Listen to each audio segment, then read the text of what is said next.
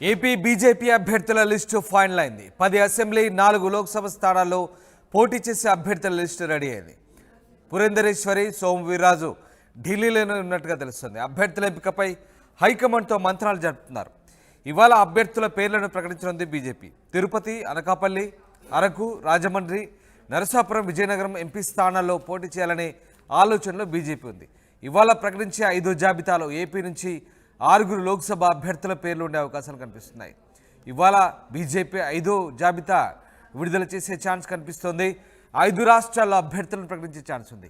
ఏపీతో పాటు యూపీ, రాజస్థాన్, ఒడిషా, బెంగాల్ అభ్యర్థులను ఫైనల్ చేయబోతుంది అధిష్టానం. ఇప్పటికే 4 జాబితాలు విడుదల చేసింది. మొత్తం 291 మంది అభ్యర్థులను ప్రకటించింది బీజేపీ. తెలంగాణలో ఖమ్మం, వరంగల్ స్థానాలు పెండింగ్లో పెట్టింది. ఏపీలో ఒక అభ్యర్థిని ప్రకటించింది బీజేపీ. ఇవాళ 6 ఎంపీ అభ్యర్థులు ప్రకటించే అవకాశాలు కనిపిస్తున్నాయి. మొత్తం మీద బీజేపీ ఇవాళ కొన్ని స్థానాలకు సంబంధించి అభ్యర్థులను ప్రకటించే అవకాశాలు కనిపిస్తున్నాయి. రామకృష్ణ జాయిన్ అవుతున్నారు. రామకృష్ణ, ఏపీ బీజేపీ లిస్ట్ ఎలా ఉండబోతుంది? బీజేపీ ఇప్పటికే దీనికి సంబంధించి ఖరారు చేసినట్టుగా తెలుస్తుంది. ఎవరెవరి పేర్లు ఉండే అవకాశం ఉంది?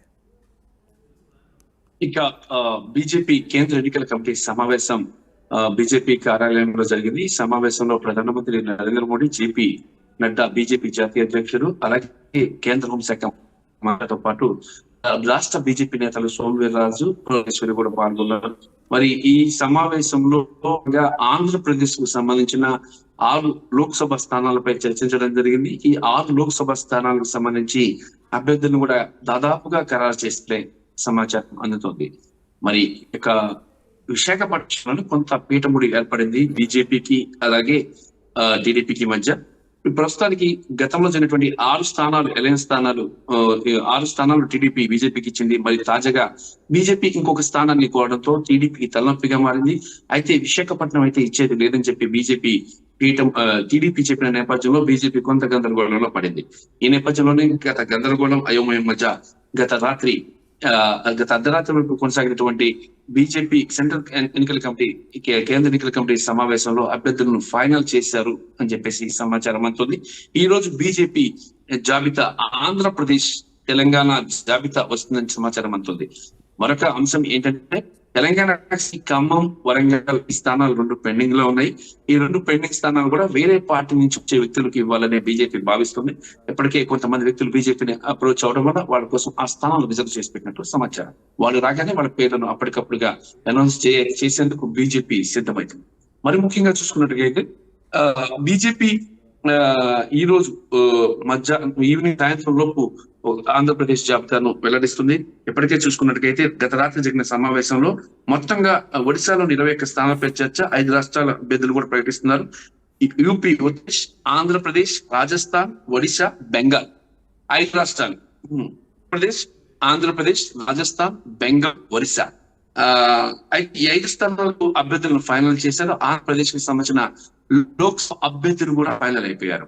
ఇక చూసుకున్నట్లయితే అరకు నుంచి కొత్తపల్లి గీత, ఇక రాజమండ్రి నుంచి పురంధేశ్వరి, అనకాపల్లి నుంచి సీఎం రమేష్, ఇక నరసాపురం నుంచి రఘురామకృష్ణరాజు, ఇక ఇంకొక స్థానం తిరుపతి స్థానానికి సంబంధించి కొంత అభ్యర్థుల విషయంలో కొంత గందరగోళం ఉంది. దానికి సంబంధించి కూడా తిరుపతి స్థానానికి సంబంధించి కూడా ఈ రోజు లిస్ట్ లో వచ్చే అవకాశం అయితే ఉంది.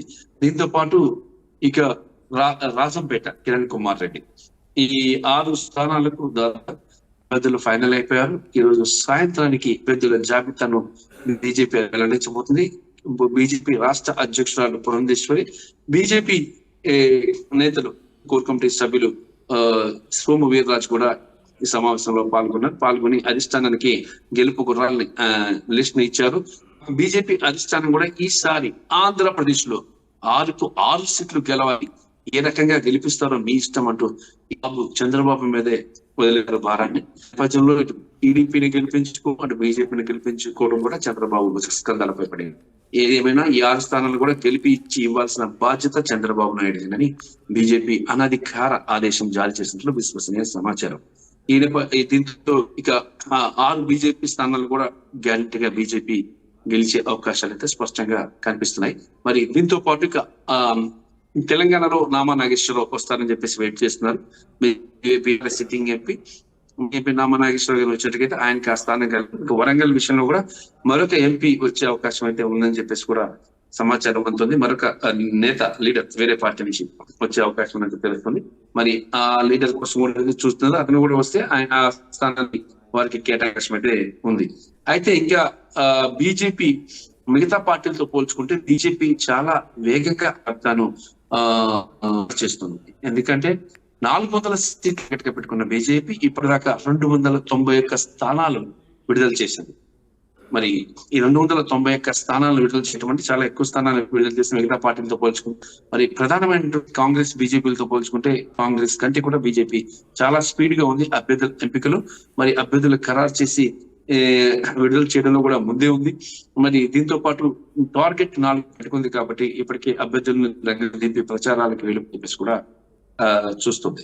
మరి తెలంగాణ విషయంలో కూడా దాదాపుగా 10 సీట్లు టార్గెట్ చేసుకున్న బీజేపీ దాదాపుగా ఇప్పటికే 15 సీట్లను అనౌన్స్ చేసేసింది. 2 సీట్లు మాత్రమే తెలంగాణలో పెండింగ్ లో ఉన్నాయి.